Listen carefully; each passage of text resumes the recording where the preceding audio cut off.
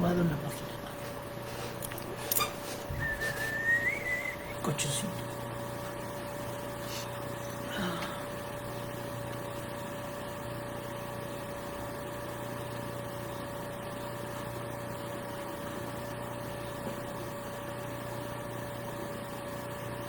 Kleenex.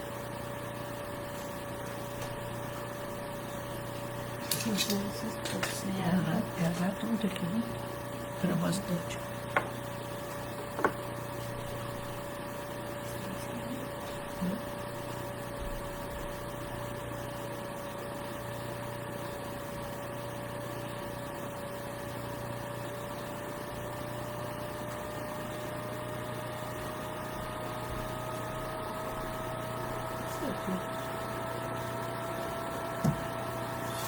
Dia, buenas noches.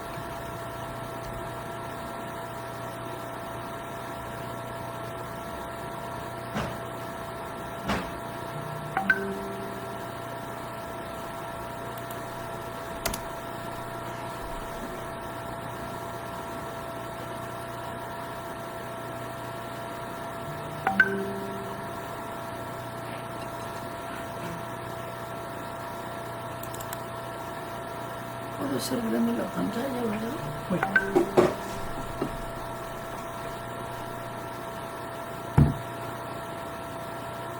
Nos vayamos a desconectar.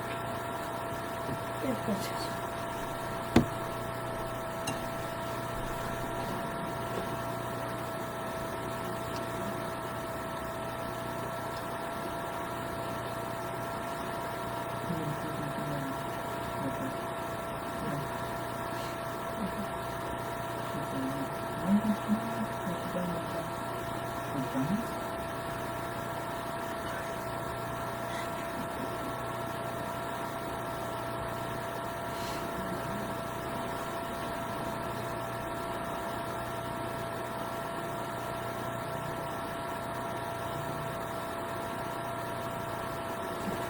Hola a todos, buenas noches.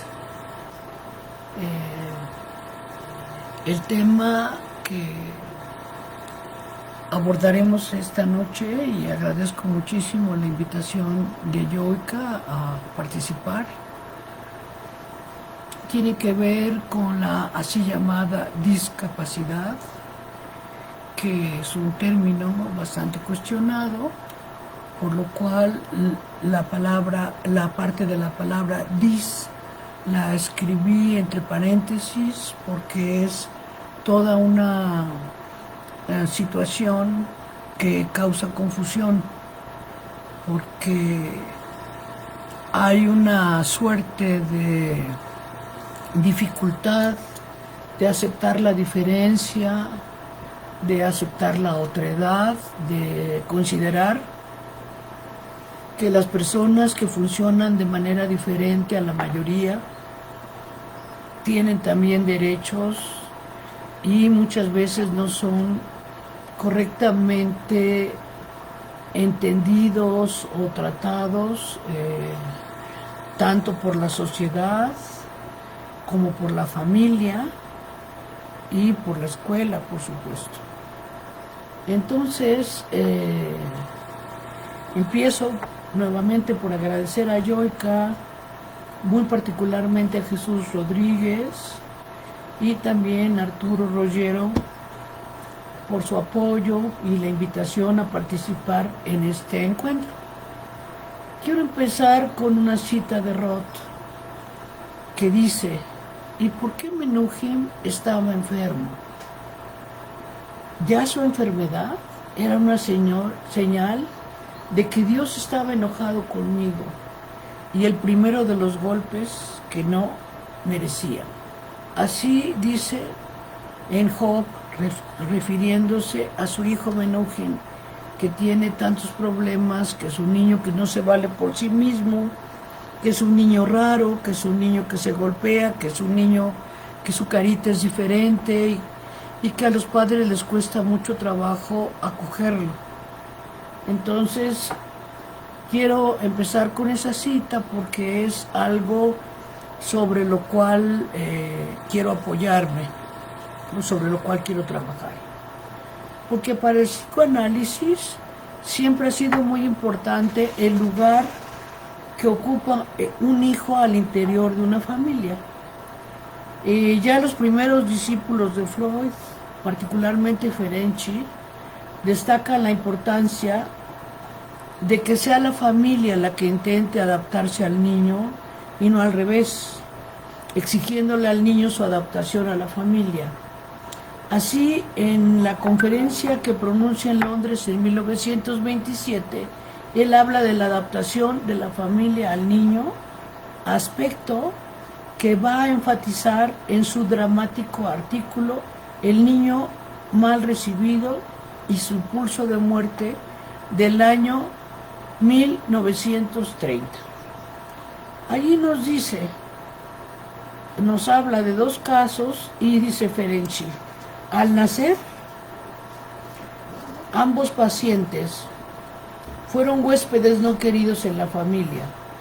Uno por ser el 10º hijo de una madre sobrecargada de trabajo y el otro porque descendía de un padre enfermo de muerte que efectivamente murió después, poco después. Todos los indicios confirman, fíjense en qué año lo está diciendo Ferenczi, en 1930, que ambos niños captaron perfectamente los signos conscientes e inconscientes de aversión o de impaciencia de la madre y que su voluntad de vivir, la de los niños, quedó destrozada. Por motivos fútiles o intrascendentes durante su vida posterior, se suscitaba en ellos la voluntad de morir de estos dos pacientes a los que hace referencia Ferenczi, incluso cuando estaba compensada por una fuerte tensión de la voluntad. El pesimismo moral, el escepticismo y la desconfianza se convirtieron en los rasgos de carácter sobresalientes de estos sujetos.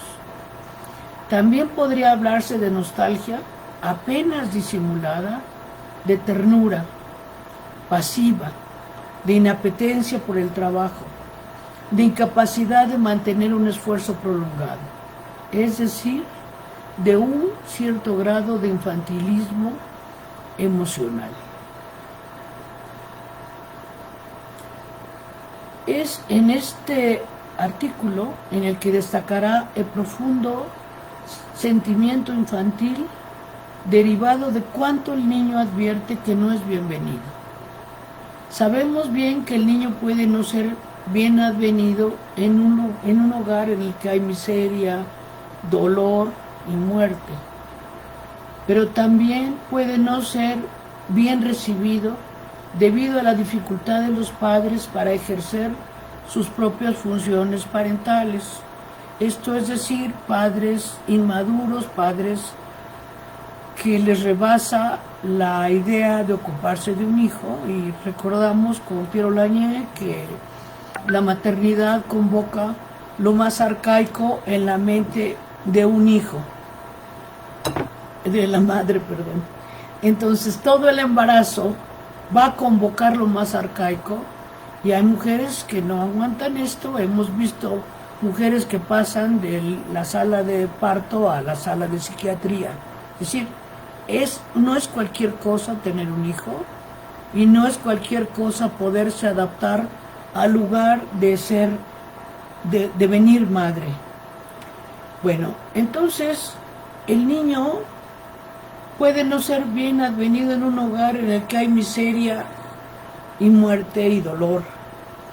Abundan en la clínica ejemplos de niños no bien recibidos en países como México por el color de la piel, o por la belleza o su ausencia, o por no ser del sexo deseado por la madre o por el padre, más aún cuando se trata de los hijos a los que Philippe Guitton y otros autores denominan hijos de reemplazo. ¿Qué quiere decir esto? Murió un niño o una niña, los padres se vuelven a embarazar y desean que en ese nuevo bebé vuelvan a ser el hijo muerto, con lo cual es fácil suponer que el niño queda bañado de muerte y también que él logra advertir la dificultad de los padres por recibirlo, por aceptar que no nació nuevamente aquel hijo que habían perdido. Y es por esto que nos encontramos con frecuencia que hay niños que sufren profundamente sin tener precisamente una discapacidad manifiesta, digamos, ceguera, sordera, etcétera, sino simplemente porque no han llenado las fantasías que los padres han acumulado durante el embarazo de este niño. Me viene a la mente el caso de un pequeñito que repetía a lo largo de las sesiones su nombre y decía, fulanito, él quiere mucho a papá. Fulanito quiere mucho a papá. Y cuando le pregunto, derivada de esta repetición, ¿y papá quiere a fulanito?, el niño que estaba jugando con un cochecito se derrumbó sobre el piso del consultorio y rompió en sollozos. Y efectivamente era un niño que al padre le costaba mucho trabajo aceptarlo porque era moreno. Siendo el propio padre moreno y habiendo sufrido toda la vida la preferencia de su padre hacia otro hermano que era, digamos, como decimos aquí en México, güero o rubio, y cómo lo había hecho a un lado a él. Entonces el niño lloraba porque sabía que había algo en él que él no podía cambiar, que no era grato a su padre, y tenía ese sufrimiento, lo cual confirma lo que han dicho ya todos los autores sobre cuánto el niño se entera de si es bien o mal recibido en la familia donde nace. Ahora, ¿qué sucede cuando el nacimiento de un bebé está rodeado de una serie de señales que angustian a los padres? Puede ser un eczema, que es el niño que se nos llena de ronchas y lo llevan al hospital, entra por urgencias a ver qué le pasó, y este episodio se repite.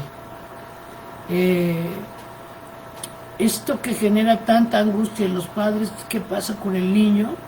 Y que nosotros en psicoanálisis nos preguntamos, ¿qué despertó esta reacción psicosomática en este niño? ¿Qué pasa cuando el niño tiene dificultad para sostener la cabeza o para prenderse del pecho de la madre y lograr alimentarse? Para soportar ser mecido y arrullado. He tenido alguna experiencia con algunos chicos con daño neurológico que cuando la madre buscaba arrullarlos, el bebé empezaba a aullar literalmente porque no soportaba ese movimiento. Es un mismo niño que no lograba sostener la cabeza. O sea, es un bebé que no tenía la cabecita sostenida, entonces la madre empieza a acudir al pediatra una y otra vez, hasta que el pediatra se harta y le dice que a lo mejor ella necesita tomar unas pastillas que la va a recomendar con un psiquiatra. Y el niño había tenido un importante sufrimiento fetal y aparte tenía varias marcas en el cuerpo de algún trastorno genético que no correspondía a un síndrome específico, pero sí tenía toda esta situación de tener algo que lo hacía diferente porque tenía la cabeza muy larga y la implantación de las orejas no era común, y también tenía otra serie de síntomas importantes. Por ejemplo, era un niño que no tenía control de muchos de sus movimientos y no lograba hacer muchas cosas. Cuando viene conmigo al consultorio ya es un adulto temprano y dice que va a ser un muñequito y que supongamos que es él. Y ese muñequito tiene las manos apretadas así como en forma de zarpas, porque es un niño que no puede extender las manos, no puede extender los dedos porque tiene ese problema de todo el sufrimiento fetal y el daño neurológico que le causó. Ahora bien, los padres trataron de rescatarlo, eran padres que tenían la posibilidad de invertir bastante dinero en su recuperación y entraron en un programa cuyo nombre no diré para guardar la confidencialidad del caso, pero era un programa que sometía al niño a 14 horas diarias de un entrenamiento para recuperar toda la capacidad motora que no tenía. Con respecto a la cabeza, que era tan diferente, la madre lo atribuía a que le habían jalado muy fuerte con los forceps, pero tenía aparte como una suerte de gifosis en la espalda, estaba así y tenía además toda una situación de dificultad de desplazarse, tardó mucho en gatear, tenían que poner un despertador para que se acordaran de que tenía que comer el niño porque el niño solo no lloraba, y como mencioné antes, cuando la madre quería arrullarlo como había arrullado a todos sus sobrinos, el niño reaccionaba aullando, manifestando un gran malestar porque la madre le tratara de esa manera. Ahora, hubo un congreso de genética y los padres fueron llevando al niño a ver si descubrían si tenía algún síndrome genético específico.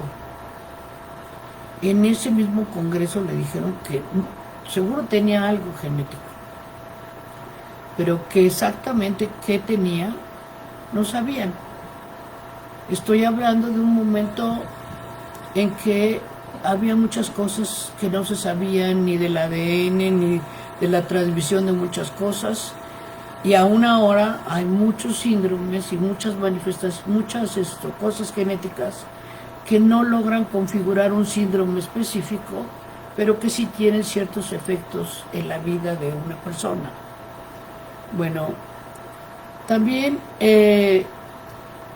cuando existen, dejando este caso a un lado, cuando el niño tiene, por ejemplo, nace con labio paladar hendido y toda la angustia que tiene la madre para alimentarlo y el terror de que se ahogue y la serie de operaciones a las que se somete para que se le componga la boca y logre cerrarse el paladar y todo esto, se vive con mucho horror, porque por un lado está el temor de qué pasa con este niño, si no se va a ahogar.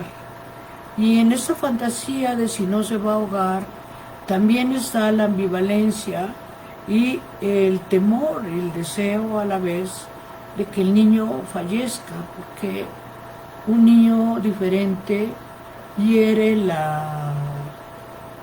el narcisismo familiar, el narcisismo de los padres, el narcisismo de la fratría, el de la familia en general, abuelos, etc. Y también es un niño que con frecuencia sufre bullying en la escuela. Volveré al punto porque me gustaría que pensáramos juntos como sociedad cómo podemos mejorar esta situación de abandono, de maltrato, de acoso, de discriminación que sufre el diferente. Y cómo hay una corresponsabilidad, porque a veces se piensa, ya en un momento de locura, como que el niño casi que nació para fastidiarlos. No, que el niño tiene consigo un problema con el cual va a vivir tal vez el resto de su vida. Y cómo la familia debe adaptarse al niño para apoyarlo y ayudarlo a salir de esa situación. Pero si el niño es muchas veces estigmatizado por la propia familia, en donde se le dice, ay, ahí viene el babas a ver qué dice, cosas de ese tipo, que no ayudan al niño, o cuando se le somete a entrenamientos que son casi amaestramientos, donde no se le busca un sentido a la palabra, sino se les enseña, hemos visto en la MERPI, que es la asociación de la que provengo,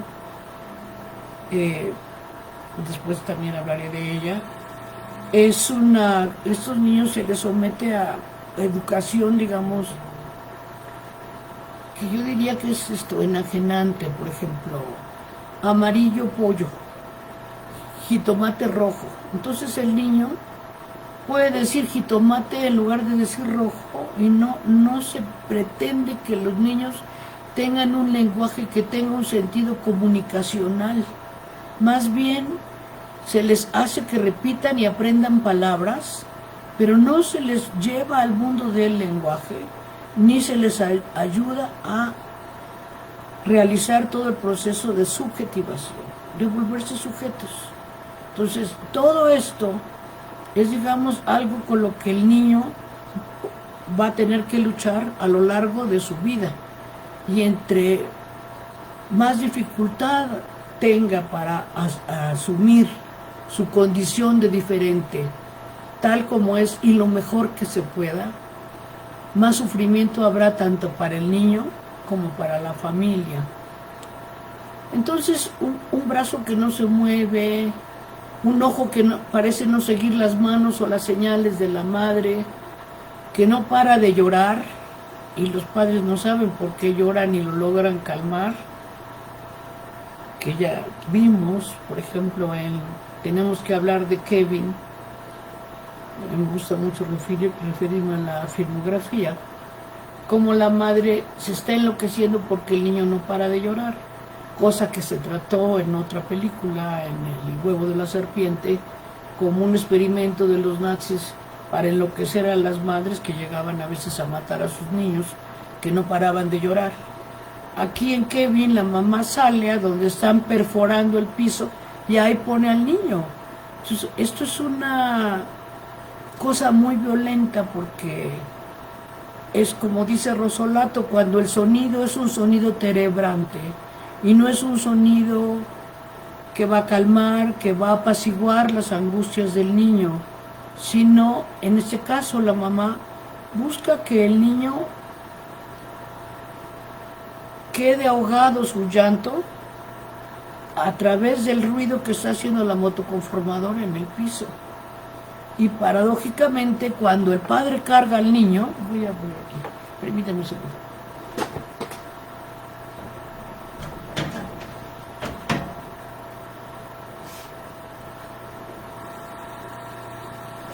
Es cuando el padre carga al niño que el niño deja de llorar, lo carga de otra manera, tiene otra relación con el niño. Hay mamás que no soportan que su hijo sea varón o que su hija sea niña. Es decir, se juntan muchas cosas alrededor del nacimiento de un niño y de un niño diferente más.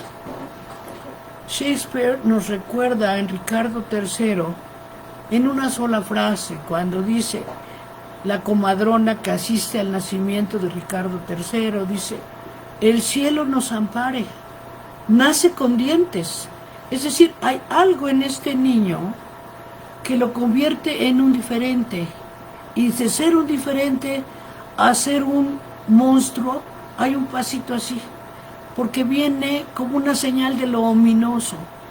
Este niño que llega a esta familia.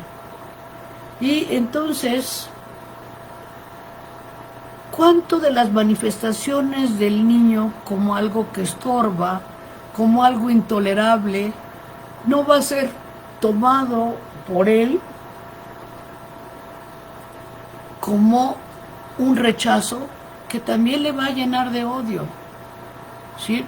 Atendí hace muchos años a un chiquito ciego, y ese chiquito, a la hora que se sentaban todos a la mesa a desayunar, había a mitad de la mesa un tostador de pan, y entonces el niño buscaba acercarse al tostador y escupía.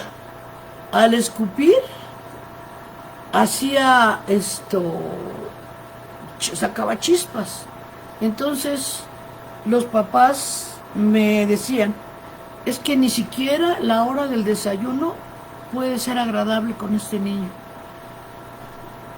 El niño lo sabía, el niño sabía que era rechazado, porque también aún dentro de la ceguera hay tipos de niños ciegos. Puede ser un niño que tiene una microftalmia, y entonces son unos ojitos chiquititos y no ven, pero no suelen ser tan desagradables a la vista como esos ojos que están cubiertos como de nubes, de pedazos blancos que van tapando el globo ocular y que producen una sensación de angustia en quien los mira.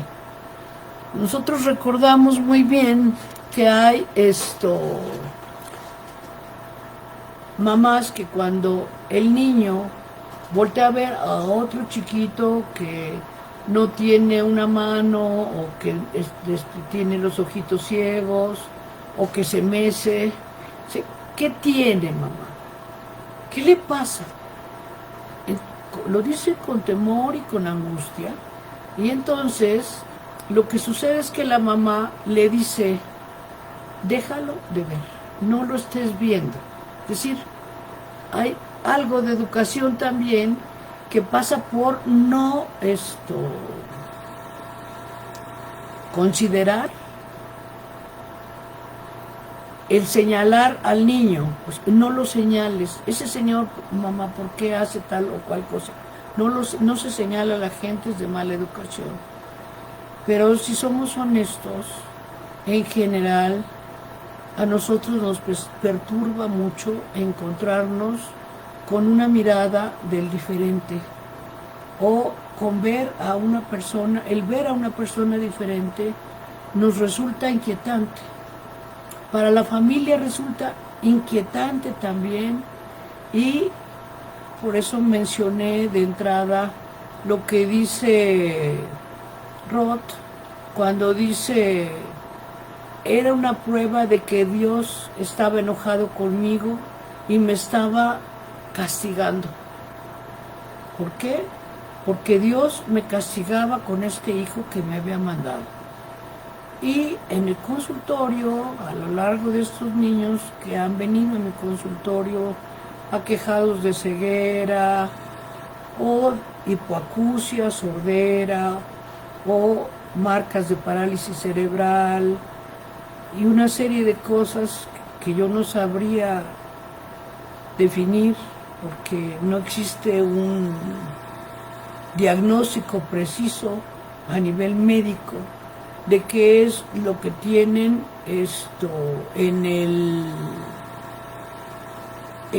a nivel físico, pero a nivel psíquico hay mucho dolor y mucho odio. Odio porque un niño que no se puede mover, ¿qué siente cuando ve correr a su hermanito? O un niño que no escucha, ¿qué siente cuando se da cuenta que los demás sí oyen? O también he visto niños ciegos que tienen la fantasía que sus hermanos que sí ven le han robado los ojos buenos a la mamá, como si en el vientre de la mamá hubiera como un dispensario donde estuvieran los ojos buenos y los ojos podridos. Entonces los hermanos se llevaron los ojos buenos y le dejaron los ojos podridos. O sea, hay toda una interpretación muy dolorosa de su ser en el mundo. ¿Por qué? Porque pasan muchas cosas que no son inadvertidas para ellos, y porque también, como nos han enseñado los grandes psicoanalistas, ya mencioné a Ferenczi, tan cercano a Freud, que nos habla de ese impulso de muerte, y por qué también estos niños tienen tantos problemas que les aquejan de distintas maneras y que a veces hacen que se ponga en riesgo. Recuerdo hace algunos años en un congreso de mi asociación, que es AMERPI, la Asociación Mexicana para el Estudio del Retardo y la Psicosis Infantil, que tiene más de 30 años de haberse constituido oficialmente, legalmente, pero teníamos mucho más años trabajando casuísticas muy difíciles, porque nadie quiere atender a un niño que se mece constantemente, o que babea, o que repite una frase hasta el cansancio, o que no tiene control de esfínteres. Todo ese tipo de cosas son difíciles de aceptar para atender a estos niños. Entonces, estas colegas mías, queridísimas compañeras de vida, se unieron, nos unimos y nos constituimos. Primero éramos un grupo de estudio, como 6 años, luego nos constituimos como asociación hace más de 30 años, hace exactamente 33 años, para decirlo claro y bien, fue que nos constituimos como sociedad y compartimos casuística. Y recuerdo el caso de una muy querida colega que atendía a un niñito que padecía síndrome de Down, y que la mamá dejaba al niño en situaciones de peligro. Me imagino que estás aquí y me estás oyendo. Y que comentó en una sesión, imagínese, aparte de Down, desobediente. Pues todo el mundo dice que los Down son muy tranquilos, o sea, ¿qué se espera de un niño que es diferente? ¿Qué le exige? Voy a permitirme leer el pedazo de un reporte que hace una psicóloga que no conozco, de un caso clínico que llegó a mí hace años, hace poco tiempo. Dice textualmente: no ha logrado entender ni aceptar su problema físico, y aparece una gran frustración y hostilidad. Esta última la está expresando en fantasías de tipo sádico y violento.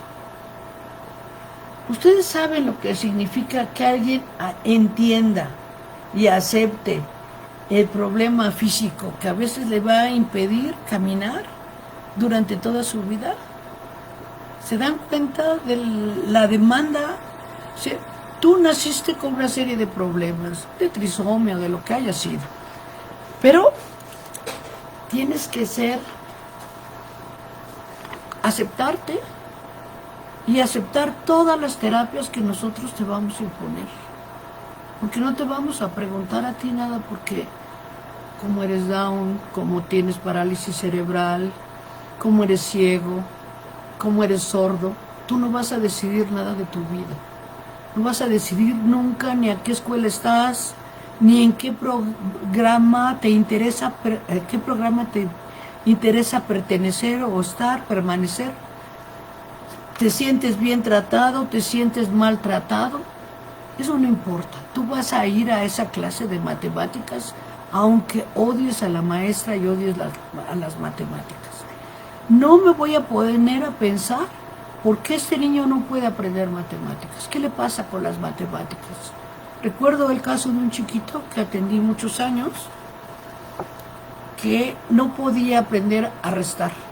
Y no podía aprender a restar, y no podía aprender a restar, hasta que la maestra que lo atendía en una supervisión entendió que era un niño al que se le había quitado todo. Se le quitó el nombre porque se le cambió. Se le cambió la fecha de nacimiento. Es un niño, prácticamente un niño robado. Había perdido todo en la vida. Entonces, cuando tú le dices, si a 5 le quitas 2, ¿cuánto le queda? Se cerraba totalmente, hasta que pudo pensar, gracias a la supervisión que sufrió esta maestra. La maestra le dijo, oye, ¿y si le pedimos prestados 2?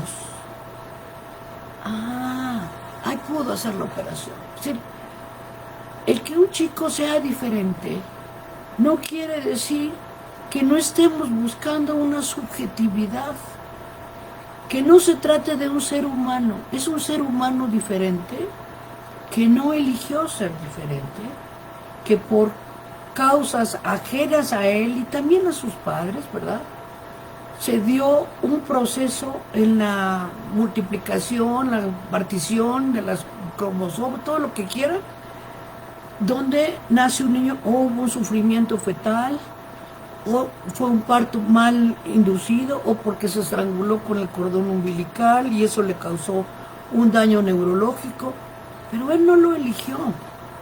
Es un destino al que llega, y es un destino que es el que él tiene que vivir, y los padres tendrán que aceptar que ese niño, con todos los problemas que tenga, pueda tener, malformaciones, lo que sea, es su hijo, y también es un ser humano. Aceptar que es un ser humano, pensar cómo logro que este ser humano realmente sea tratado como un ser humano, no como una máquina de repetir absurdamente palabras sin sentido, que le aíslen aún más de la posibilidad de comunicarse. Y la otra cosa es que a veces, y eso es lo que nos enseña en su maravilloso libro la doctora Manoni, que trabaja muy cerca de la doctora Dolto muchos años, y después ella llega a la conclusión de que estos niños que tienen un retardo mental profundo, les hace todas las dichosas pruebas estas psicológicas de medir la inteligencia y cuál es su inteligencia. Cuando entran a terapia, que imagínense, estamos hablando de 1960. Ella es una discípula de Lacan y trabaja muy cerca de la doctora Dolto, quien le influye en su interés por los niños. Y son niños que salen en el piso. Cuando ella empieza a interactuar con las madres y los niños y advierte que ha habido una relación casi de objeto parcial, el niño ha sido ya parte de la mamá y es la mamá la que piensa, responde, pregunta por él y no le permite al niño tratar de pensar. Sí, son cinco. No, es tu abuelita. No, el timbre. O sea, no le permite pensar qué es lo que está pasando a su alrededor. La mamá lo sabe todo y la mamá le dice todo al niño. Y la mamá necesita al niño también. Se hace como una, voy a decir una cosa, se hace como una melcocha, vaya, donde quedan pegoteados la mamá y el hijo y ninguno puede responder sin el otro. He tenido tratamientos, sobre todo que se dan, y la mamá dice que no puede venir porque no puede dejar solo al niño. O si el niño es mi paciente, la mamá dice que no puede dejarlo solo conmigo, vaya. No puede venir a sesión porque han hecho una suerte de unión simbiótica, de esa que trabajó tanto la doctora Mahler. Fíjense bien cómo en el universo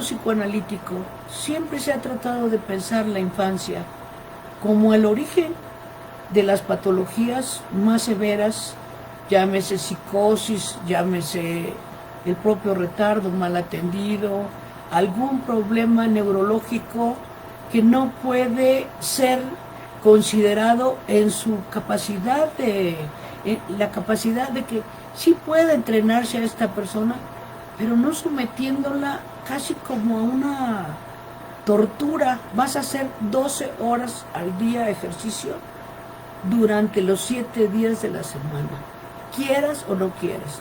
Te vas a aprender a arrastrar, porque no, como es que no gateas, te vas a gatear. Y como es que no caminas, vas a caminar y ándale. ¿Sí? Se le somete a una cosa. Yo pienso que si de alguien se violan los derechos humanos, es de las personas con capacidades diferentes. Es de las personas a las que se les llama con discapacidad. Nosotros, hablo en plural nuevamente, de mi asociación, de mi grupo, de mis amigos, de mis compañeros de trabajo y de batalla, nosotros pensamos mucho cómo se ha medicalizado la infancia, cómo les dan a los niños como si fueran caramelos, medicamentos porque tiene trastorno de déficit de atención, cosa cuestionadísima. Porque tiene tal otro problema, entonces hay que darle algo para estimularle la corteza cerebral para que aprenda. Entonces, los tenemos a los niños estimulados. Ahora hemos visto que algunos de los medicamentos que se les daba desde niños hicieron a los varones que se les crecieran las tetillas. Entonces llegan a la pubertad y empiezan a sufrir brutalmente porque no pueden ponerse una camiseta porque sienten que se les ve pechos de mujer. ¿Sí? Todas las consecuencias que tiene a largo plazo el sostener una medicalización grande, muchos años. Hubo una reunión, un foro muy importante en Brasil, que se llamó el foro y se llevó a cabo en Belo Horizonte en 2017, que se llamó Despatologizar la vida. O sea, ¿por qué tenemos que medir la vida en función de la patología y entonces de los medicamentos? ¿Y qué tantos negocios están jugados en este tipo de cosas? Permítanme, les voy a decir una cosa.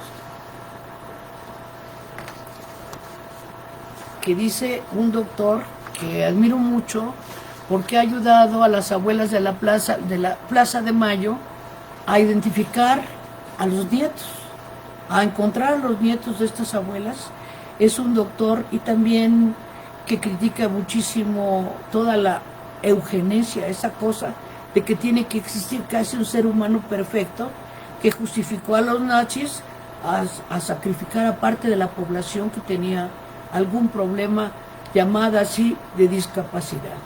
Entonces, él dice, construyendo vidas despatologizadas, en este foro de Brasil de 2017. Dice el doctor Peijasade, la genética en la encrucijada de los derechos humanos y la medicalización.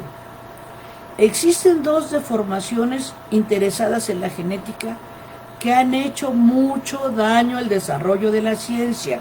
Lo dice este hombre que es una eminencia. Una es el reduccionismo genético, que sostiene que la principal explicación de la salud, la conducta, los fenómenos sociales y los estilos de vida están en los genes. Y que por ende los fenómenos humanos pueden reducirse al efecto de los genes. La otra distorsión es el determinismo genético, que pretende que los rasgos humanos influenciados por genes son características físicas y poco modificables por cambios en el medio ambiente físico, biológico y social. Es decir, ¿qué tenemos que hacer nosotros, aparte de pensar esta parte ominosa que acompaña a un niño que tiene algo diferente? Volviendo al punto de que el niño no eligió ser diferente. El niño nació diferente. Algo pasó, hubo un accidente, un accidente durante su nacimiento, no sé.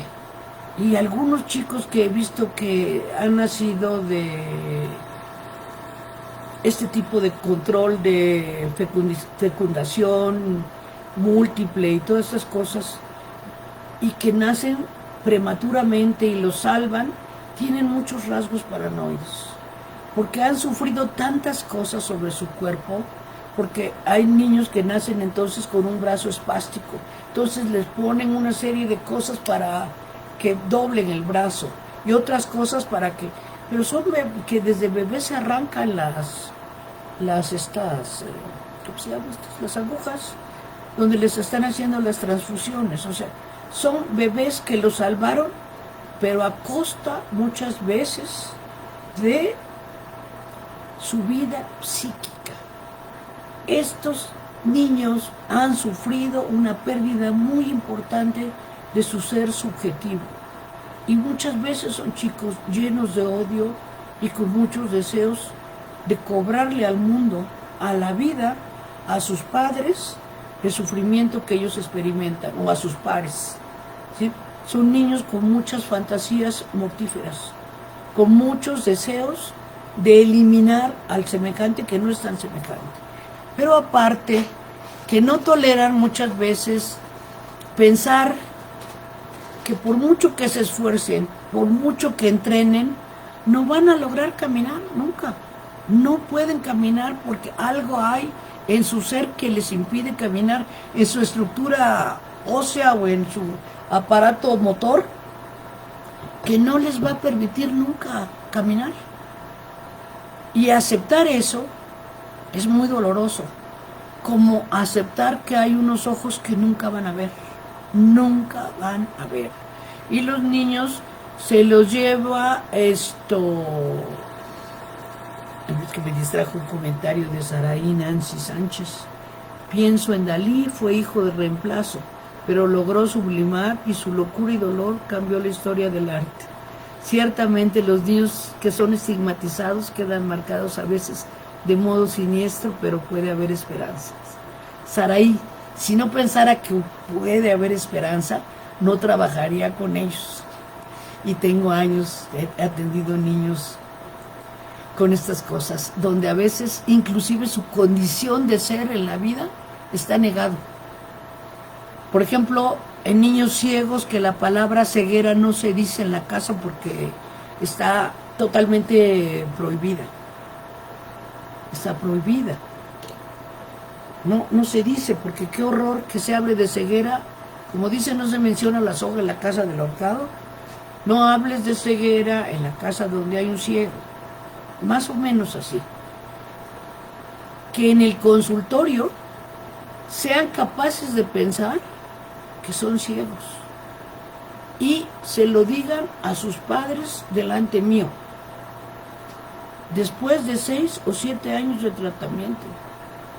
Recuerdo que hice un cambio de consultorio y la mamá tomó la manita de la nena y le hizo tocar el piso y le dice que conozca a fulanita el nuevo consultorio de Fabri, y le llevó la manita al piso y en ese momento la niñita dijo sí, que vea, y en eso se incorporó muy lentamente con la voz entrecortada y dijo, pero fulanita no ve. La mamá se puso a llorar brutalmente. A mí también se me rodaron las lágrimas. Y le dije, efectivamente, fulanita no ve, es ciega. Y a partir de allí, ella pudo aceptar su condición de ciega. Y hay que pensar también cómo hay tantas limitaciones en el sistema educativo. ¿Por qué una nena con problemas emocionales severos, cuál era el caso de esta chica, no podía ir a una escuela para ciegos porque tenía estos problemas? Y tampoco podía ir a una escuela para niños con problemas emocionales severos porque era ciega. ¿Cuál era su destino? ¿Qué posibilidades tenía de algo en la vida? ¿Sí? ¿Cómo se puede salir de una condición que por otro lado es negada. Si a un niño, por ejemplo, otro chico que atendí, que tenía, ese sí tenía un síndrome que le habían diagnosticado, diagnosticadísimo, lo que sea, pero entonces lo trataban como a un niño pequeño. Ya era un muchachito de 15, 16 años cuando empezó a venir conmigo, y su papá, cuando lo traía al consultorio, le decía, cuando estaba el semáforo en rojo, sopla duro, para que cambie de color y avance el carro. Entonces, se quejaban por un lado de la dificultad del niño para pensar, estaba en una escuela de educación especial. Pero toda esta cosa de ponerle a que soplara al semáforo para que cambiara de color, no me digan ustedes que ayudaba a obtener cualquier proceso de pensamiento. Luego, algunos niños, como son diferentes y nacen a veces en familias muy religiosas, se los dedican a algún santo. Entonces tienen que tener una vida santa. Y si tienen una vida santa y los padres le descubren, por ejemplo, una revista tipo Playboy, entonces ya su vida ya no es ni tan casta ni tan santa, y el niño es castigado brutalmente porque tiene eso allí y él está ya consagrado a no sé quién. ¿Sí? Todo ese tipo de cosas es un abuso. No se le haría a un niño que no tuviera un tipo de problema así. Creo que tenemos que trabajar mucho, mucho juntos para educar sobre los derechos humanos de las personas diferentes.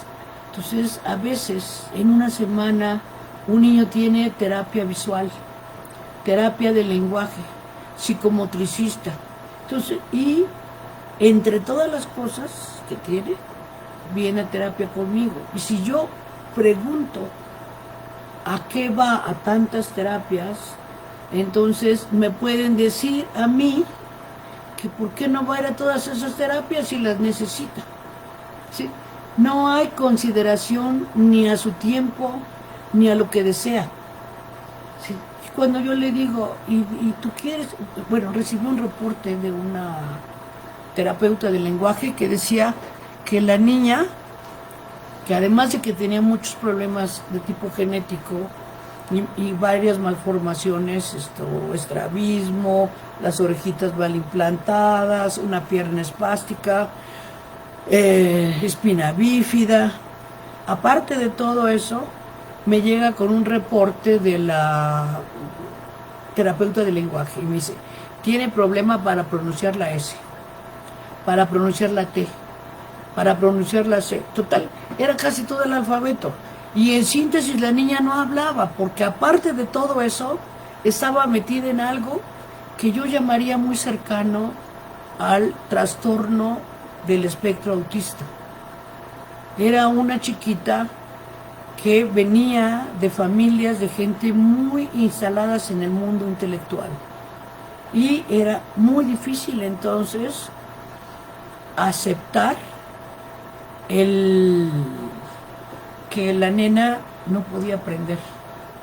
Pero no podía aprender, no solo no podía aprender a leer y escribir, no tenía control de esfínteres. Ese control de esfínteres, falta de control de esfínteres, era atribuido a la espina bífida. Pero una de las primeras veces que me volteó a ver fue cuando ella le gustaba un caballito de plástico. Tomó ella uno y yo tenía una silla de bejuco y le digo ella pone el caballito de un lado, yo pongo el otro del otro y hago.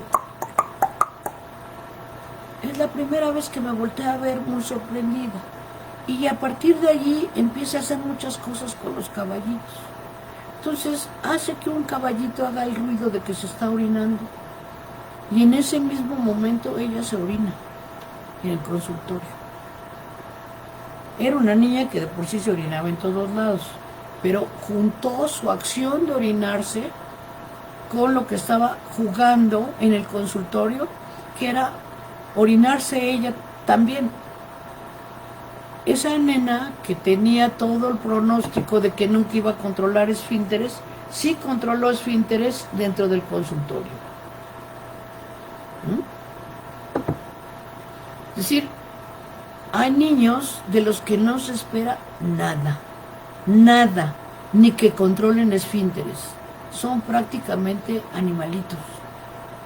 Y no quiero decir con esto que no entiendo el profundo sufrimiento de un padre de tener a un hijo diferente, de tener que soportar la otredad, la humillación de un hijo que le habla en un restaurante, digamos, a los 10 o 12 años: papá, ¿me vas a llevar al baño? Papá, ¿me vas a llevar? Que ven que tienen muchas veces una fonación psicótica que habla como si repitieran las voces de las caricaturas. Entonces el papá se siente avergonzado. Y también hay algo de odio que se despierta allí, o que ya estaba despertado pero se activa. Y tenemos también el odio del niño porque se sabe diferente. Sabe que se hacen a un lado. Entonces hay una situación de profunda violencia que se repite en la escuela, porque en la escuela los tratan como objetos. Es al niño que lo sientan allí y ahí lo dejan, o que lo toman y casi lo estrangulan y lo asfixian, con los dichosos shadows que hay además, ¿no? Que todas estas cosas que muy cercanas al condicionamiento operante, que por eso tuvo tanto éxito con las ratas. Entonces, en la práctica clínica en la que nos hemos inspirado en la doctora Dolto, en la doctora Manoni, en Annie Cordier también, que dice: los retrasados no existen. O dice: doctor, ¿por qué mi hijo tiene tantos problemas? Es decir, ¿qué pasa al interior del núcleo familiar? ¿Cuánto rompió las fantasías del hijo deseado, anhelado, esa llegada de ese niño diferente? ¿Qué tanto marcó a la familia? ¿O qué tanto hay un impacto transgeneracional en la existencia de un niño diferente? En algunos casos donde ha habido daño neurológico, coincide a veces con la historia de que hay por ahí un primo, un tío, que tuvo meningitis y lo salvaron poniéndolo a nadar, porque la natación es lo mejor. Y entonces lo ponen sí, Alex, los ponen a nadar, a todo lo que da, a nadar, aunque no quiera, porque eso salvó a su primo. No sé de qué lo salvó, porque el primo tiene problemas y la familia lo mantiene. Pero la idea es que lo van a salvar a través de un ancestro con el cual tomaron medidas que supuestamente les hizo mucho bien, y el que las ejecuta es un patriarca o una matriarca que tiene el poder de controlar y mandar a la familia y decirles: esto es lo que tienes que hacer porque eso le pasó a tu tío. O a un chiquito que atendí hace muchos años, que no podía aprender a leer ni escribir, me lo trajeron porque no lo aceptaban ya en la escuela, porque era un niño muy tonto, me dijo la mamá, no podía aprender. A ese niño la mamá lo llevó de visita a APAC, que es un centro para parálisis cerebral, para que viera que aún algunos niños que tenían parálisis cerebral aprendían a leer. Pero la madre era muy golpeadora y lo designaba de una manera muy peyorativa, le decía mucho pendejo, y le decía idiota, y le decía imbécil, y en fin, y lo golpeaba con frecuencia. Total que el niño seguía sin aprender a leer de ninguna manera. Y sucedió que un día ya lo iban a golpear, El niño sacó todo arrugado de adentro de su mochila un papelito que le habían dado en la escuela sobre los derechos de los niños. Y ahí dijo que los padres no tienen derecho a golpear a los hijos. Entonces, los padres se quedaron muy sorprendidos de la respuesta del niño, que podía leer. Entonces, por un lado, lloraron. Por otro lado, se quedaron muy impresionados de que el niño hubiera podido aprender a leer. Ahora, ¿qué hay en la historia? En la historia de la mamá hay un hermano de la abuela que es epiléptico. Hay que también que lo mandan a Paca. Que es epiléptico, que tiene unas crisis espantosas, que no saben qué hacer con él y que nunca pudo estudiar. La madre, inconscientemente, por supuesto, había depositado en el niño todas las fantasías del tío, de la historia del tío materno. Entonces el niño cae en una situación en la cual queda preso en el imaginario de la madre como casi la reencarnación del tío que no puede. Hay una situación terrible de la que el chiquito no puede escapar. Entonces,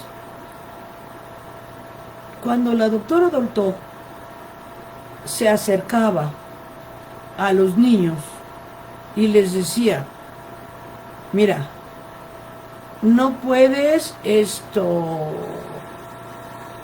no te preocupes, mañana te van a hacer, ella trabajaba en una guardería, primero fue pediatra y luego fue psicoanalista. Le decía al niño, mañana te van a hacer un procedimiento que te va a doler, te van a meter algo por la naricita y en fin, pero lo vas a aguantar y es porque queremos saber por qué te pasa tal o cual cosa. Sus compañeros se reían, le decían, si el niño no entiende, hombre, ¿para qué le hablas? Y con esa misma teoría de que el niño no entiende, al niño no le duele, el niño no se entera, etcétera, sucede, por ejemplo, casos como los que hemos visto, donde el caso que menciona Rosine Lefort, cuando habla del niño que solo gritaba el lobo, y la doctora, en una consulta, el niño toma la mamila, se la mete a la boca, luego se la pone en el oído y aúlla. Ella, que es una excelente clínica, no deja de advertir que en esto que le está contando es ¿cómo decirles? Es alguien que se da cuenta que le está contando algo fundante. Entonces va a los archivos y es el hijo de una madre psicótica, que los vecinos se quejan de ella por todo lo que el niño llora. Entonces llevan al niño, estoy hablándole de la época de la castaña. Entonces llevan al niño a la prefectura y a la mamá también, y la regañan y le dicen que cuide bien al niño, con lo cual le regresan a una madre que está tan deprimida, yo creo que una depresión psicótica, y llega a la conclusión de que ese niño cuando llega lo recoge el Estado, se dan cuenta que tiene tal infección en los oídos que le chorrea pus y le hacen una intervención. Pero como es niño y está chico, no le va a doler y le ponen una mamila con azúcar en la boca. Y es lo que él pone en escena cuando le cuenta eso a la doctora Lefort. Es decir, ¿qué pasa?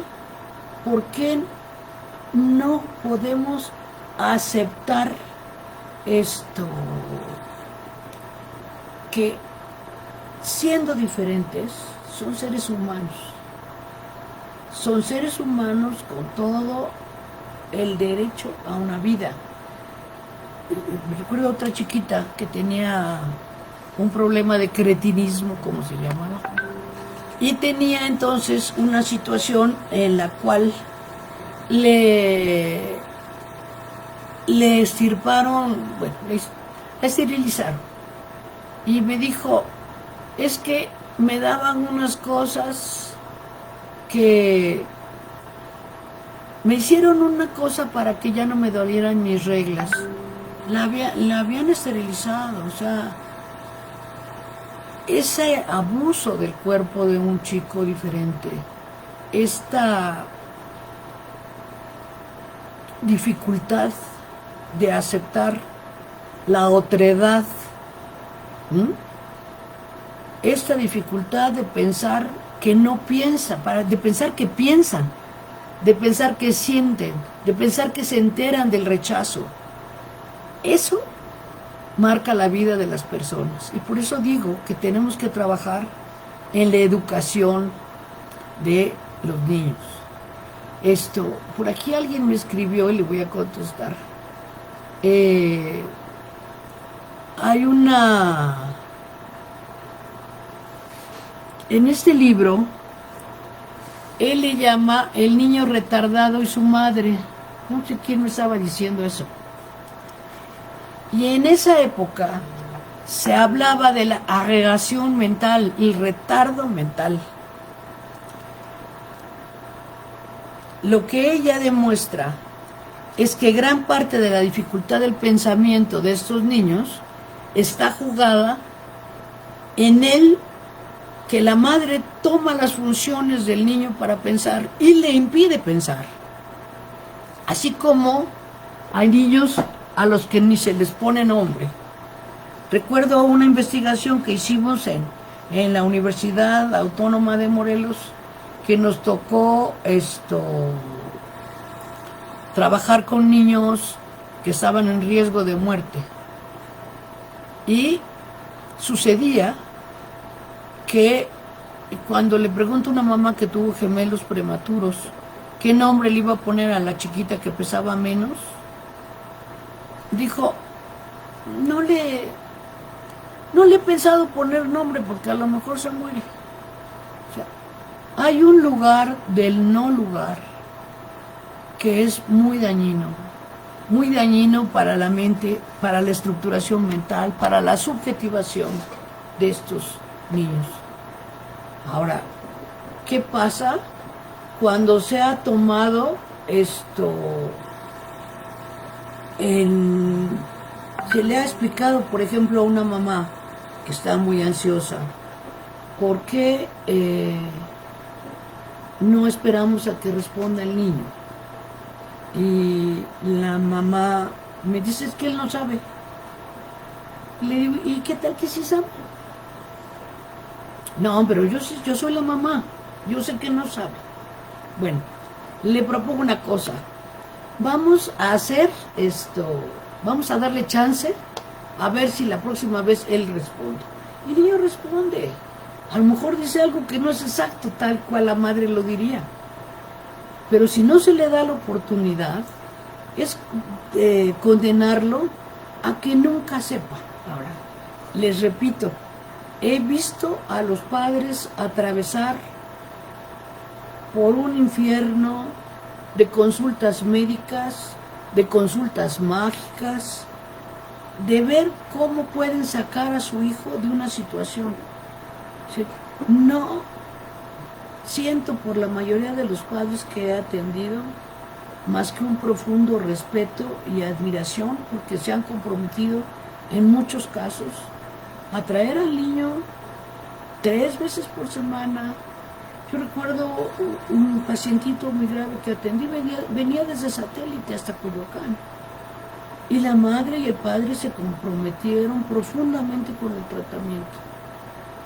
Habían hecho ya muchas cosas, digamos, sin saber, porque muchas veces se hace sin saber, que lo que estaban haciendo perjudicaba a su niño. como un otro adolescente que llegó conmigo con 14 materias reprobadas y supe que su mamá no lo bajaba de pendejo. ¿Sí? ¿Qué pasa en la casa de un niño que fracasa? Ahora, ¿qué pasa con esa madre que tiene que denigrar hacia el hijo? ¿Qué le pasó con el papá del hijo? ¿Qué le pasó con su propio papá? ¿Qué lugar ocupa el hombre en esa familia? ¿Qué lugar ocupa el compromiso que se puede tener hacia un hijo? O si un hijo es un hijo no deseado, o ahora como tenemos muchos casos de niños que nacen por el efecto del, ¿cómo se llama? Es que me estoy riendo, que aquí alguien me dice que estoy hablando de maestras del siglo, del todo de las maestras del siglo anterior. Y fíjate, Silvia Jean, que Freud todavía es anterior, y lo sigo usando, ¿qué te digo?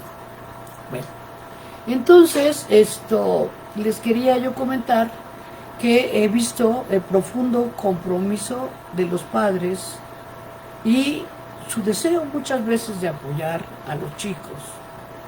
Y muchas veces han considerado necesario, importante, buscar algo que les explique a ellos mismos cómo quedaron enredados en cierta posición frente a su subjetividad y a su ser madre o a su ser padre.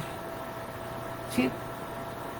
¿Qué ha pasado hasta ahora que tenemos también el problema de muchos embarazos adolescentes bajo el efecto de las drogas? ¿Qué pasa con esos hijos y que tanto pueden ocuparse los padres de ellos? O sea, estamos atravesados en muchas cosas, por muchas cosas que son difíciles de sortear.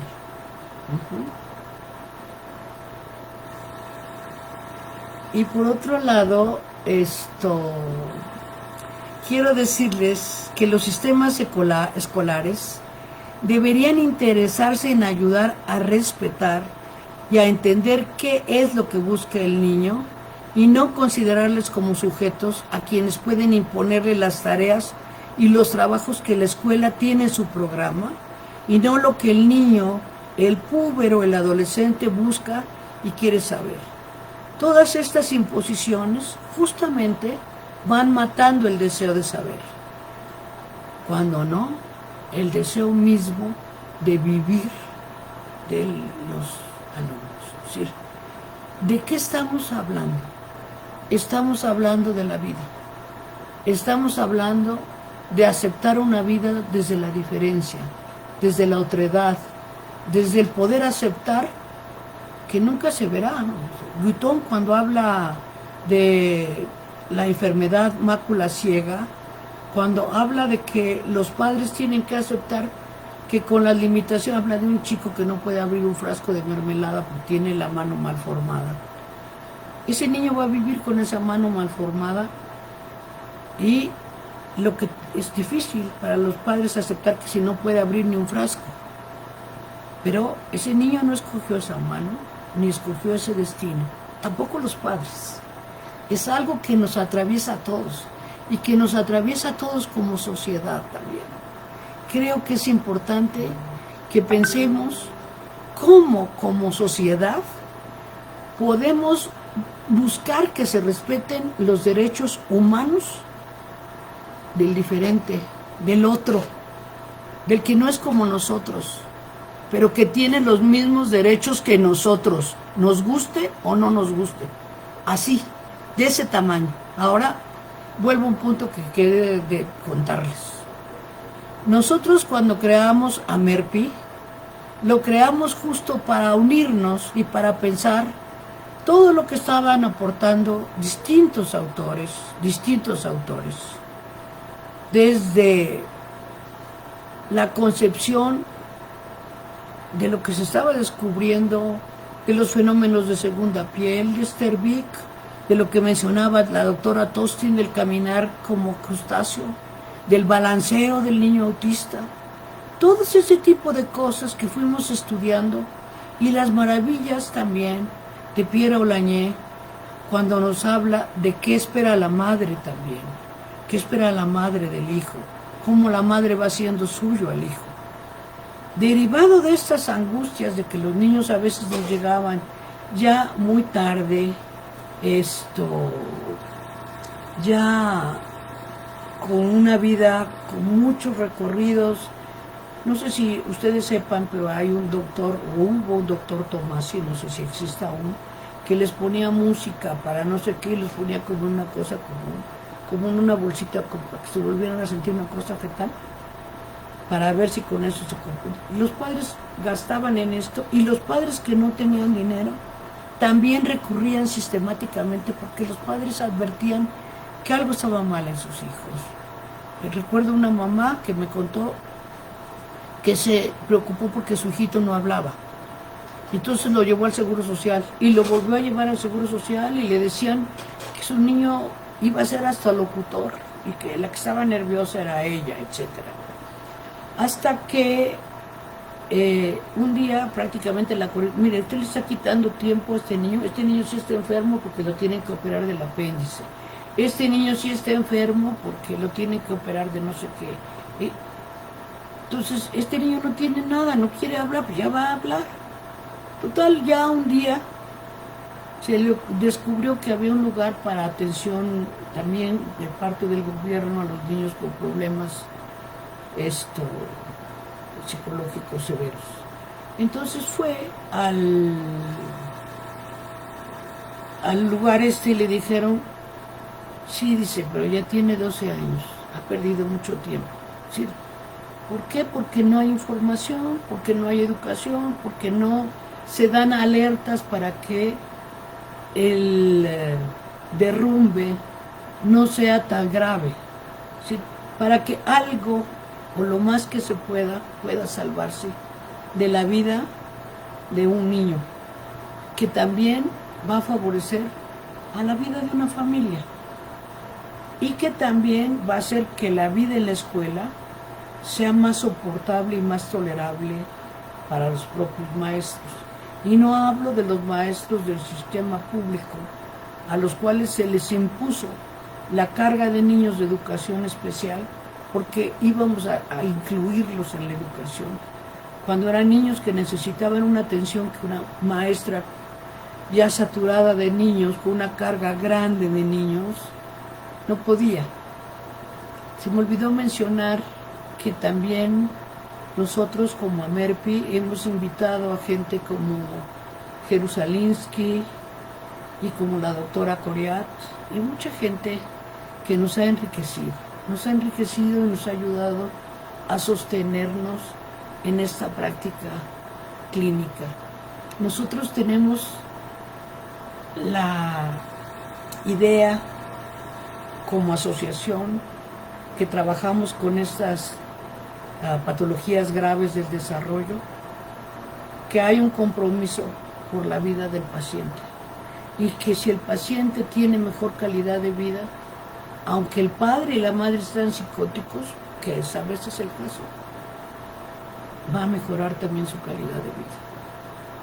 Pues esto quería yo platicar, les agradezco mucho la invitación y bueno,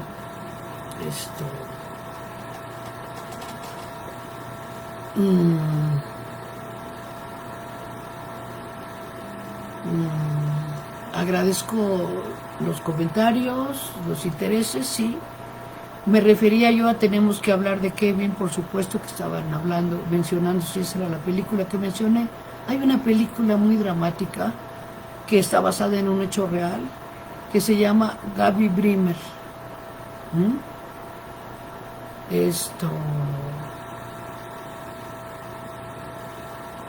Es la historia de una chiquita que nace con una parálisis cerebral brutal y que los padres al final se la dejan al cuidado de una nana. Aquí en México es una historia verdadera. Y lo que sucede es que va una vida donde ella logra, porque esta señora que trabajaba para la familia la llevas a la universidad, le adaptan una máquina. Y hay películas maravillosas como donde algo se logra, como Mi pie izquierdo, donde el padre lo acepta como hijo cuando ve que piensa y puede escribir. Y también hay películas como Gaby Brimer, que al final la dejan en manos de otra persona y la familia se va a hacer su vida. O sea, no toman a esta niña para su cuidado. Entonces, ¿qué les quiero decir? Hay historias de casos de psicosis adolescente, como la que retoma Martí, del caso de Pierre Rivière, y cómo el chico hace cosas extrañas desde la adolescencia. Entonces, nosotros hemos trabajado con mucha honestidad y mucho compromiso.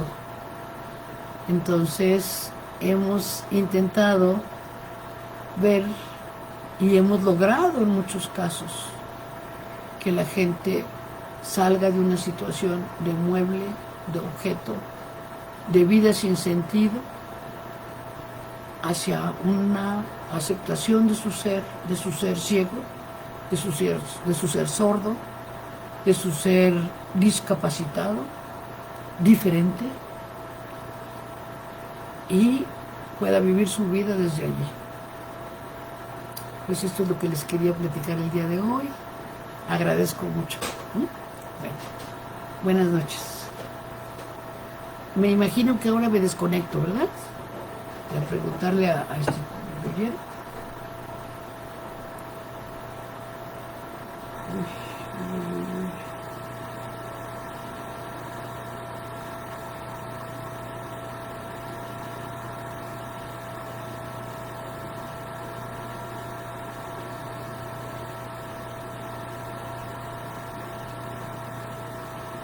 Mire, aquí me sugiere Ruggiero algunas preguntas. Una de Neil Moore dice: ante estas dificultades reales, físicas o cognitivas, ¿qué sucede con el desarrollo psicosexual?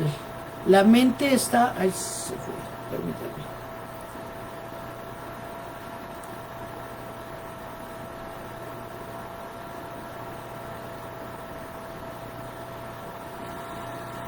Lidiando por construirse con libidinizarse.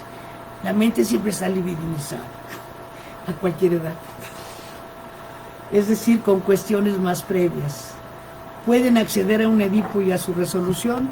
A veces. Como en todos los casos, el psicoanálisis es caso por caso. Ahora, lo que he visto que los chicos muy perturbados, les brutal la aparición de los caracteres sexuales secundarios. Yo recuerdo a alguien que no soportó tener la menstruación, por ejemplo, y otra chica que cuando apareció el vello axilar se puso muy mal, porque si para un niño normal la aparición de los caracteres secundarios es tan difícil y es de las cosas que hacen difícil atravesar la adolescencia, para un chico enfermo es algo muy desestructurante. ¿Qué pasa con su vida sexual? Pues miren, he visto chicos que tienen muchas dificultades motrices y todo, y que hacen una vida amorosa como pueden. Y he visto gente que tiene más posibilidades y no logra hacer una vida amorosa. Es decir, una vida sexual no siempre puede. Hay gente que también vive el sexo como algo muy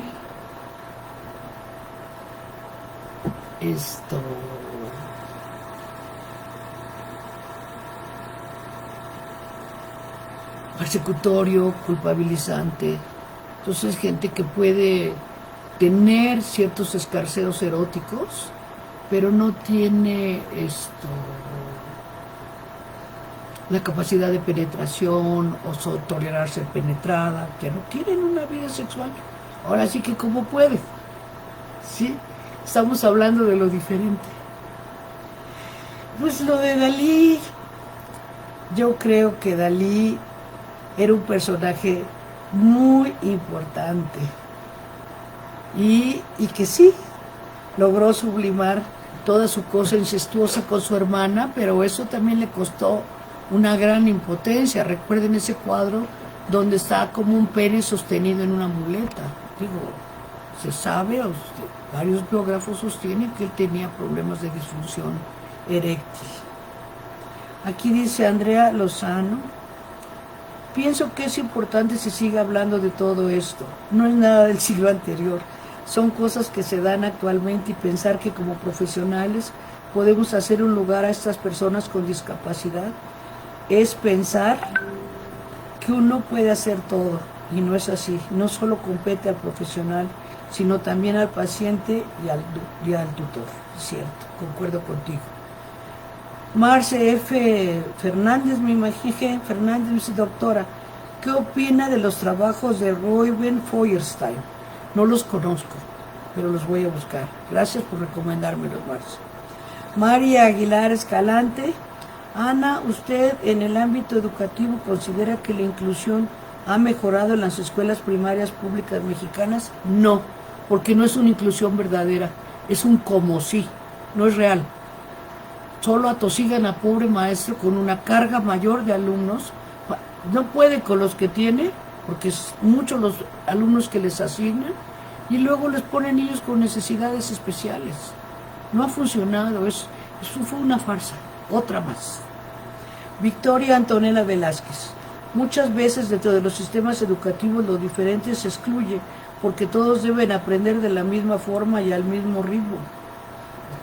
Si un niño tiene problemas hasta por la parálisis cerebral, hasta para mover los ojos, porque están atrofiados los músculos oculares, ¿cómo va a aprender igual al nivel que todos? Eso es injusto. Randa: extrañaba escuchar su experiencia, me encanta que la comparta con tanta claridad. Escucharla es oro puro. Muchas gracias, Sandra. Randa, gracias.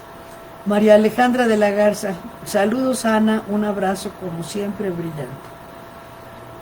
Siameses Company: Lara, efectivamente el encuentro con el otro siempre es una aventura existencial que puede ser un cielo o un infierno, pero del que siempre tenemos algo que aprender. La diversidad de los seres humanos nos hace pensar al mismo tiempo en todo lo que tenemos en común. Muy instructiva su exposición, doctora Ana, muchas gracias por compartir. Verónica Santos: muy interesantes las correlaciones que citas en las historias de los integrantes de la familia. La repetición, los lugares asignados, también los recursos mágicos explicativos de las diferencias. Los encuentro con frecuencia en la clínica hospitalaria. Muchas gracias, Verónica Santos. Es cierto, estos aspectos tienen una eficacia en la vida y en la evolución de los niños con discapacidades. Araceli Franco Alcocer: no cualquier profesional expone con tanta honestidad del duro trabajo clínico con niños con compromisos orgánicos. Toda mi admiración, Ana. Mariano Osorio Gomá: la generosidad con que Ana Fabre comparte sus ideas y experiencias y las entreteje con las ideas de Dolto y Manoní, grandes maestras de ayer y hoy, da cuenta de su sabiduría. Me quito el sombrero. Ay, gracias, Mariana. Jos Arellano: Ana, gracias por tu generosidad de compartir tu vivencia y tu apropiación de la clínica con chiquitos que sufren de tanta violencia. Muchas gracias. Petrusca Valeria: brillante exposición, primera vez que la escucho. Victoria Antonella Velázquez: increíble cómo nos cuesta escuchar lo diferente. Gracias, Victoria, muy interesante. Más allá de una patología o no, lo diferente siempre irrumpe, incluso en pensamiento. Muy bien. Silvina Cerrone: el niño se estructura subjetivamente sobre un deseo mortífero. En la fantasmática materna queda como puro real orgánico. Si eso destaca mucho la doctora Olañé. La posición del analista de soportar esa terceridad ante esa diada, toda una ética clínica. Así es. Aranza Rivera: es un gusto siempre escucharla, doctora Ana. Filosofía por doctora Ana Fabre. inteligente, sensible, generosa, bravo, ya parece que me estoy echando porras yo solo. Gerardo Mora, una maravillosa doctora, Ana Fabre, Manoni y Freud, estupendas referencias. Mi admiración y respeto por esa fineza clínica. Miriam G. Durán, excelente plática, siendo maestra de educación especial, estoy muy agradecida por su aportación el día de hoy. Olaf H.O., doctora, su labor es muy admirable. Estoy disfrutando escuchar su ponencia y pensar en un tema que nos atañe a todos. Estemos en el trabajo clínico con niños. La discapacidad es un problema que siempre ha existido y el remitirnos a Freud, Dolto y Manoni es de mucha ayuda. Su pensamiento sigue vivo y vigente, aunque la gente que no conoce los taches del siglo pasado. Hay que enterarse y leer más. Hugo Hernández. Doctora Ana, siempre un placer aprender de usted y de la magnífica manera en que teje la teoría, la clínica y lo cotidiano. Un gran ejemplo a seguir. Me pregunta Débora Franco, ¿de qué manera se trabaja con los chicos con síndrome de Down con baja capacidad intelectual? ¿Qué tipos de intervenciones desde psicoanálisis se realizan con ellos y con la familia? Si te dijera que Amerpi tiene hasta un libro publicado sobre eso, de esa práctica. Por eso me refería yo al trabajo y no dije el nombre de la psicoanalista, pero lo voy a decir, es Araceli Franco la que sostuvo el tratamiento de ese niño, que lo dejaban en el viaducto y el chiquito quería lanzarse a los carros. Es la madre la que se queja y le dice, si los Down tenían que ser obedientes. María Chávez Ortega, me recomendaría bibliografía de la imagen corporal de la persona con discapacidad. Claro que sí, lo trabaja mucho la doctora Dolto en el caso de Dominique y también en la imagen inconsciente de el cuerpo. Bueno, Gerardo Mora, ¿cómo se llama la película? Gaby Brimer, una historia verdadera. Si es de esa pregunta, si la otra es, tenemos que hablar de Kevin. Y pues, muchas gracias, gracias a Yoika por el espacio, gracias a ustedes por poder pensar juntos y por compartir este espacio. Bueno, buenas noches.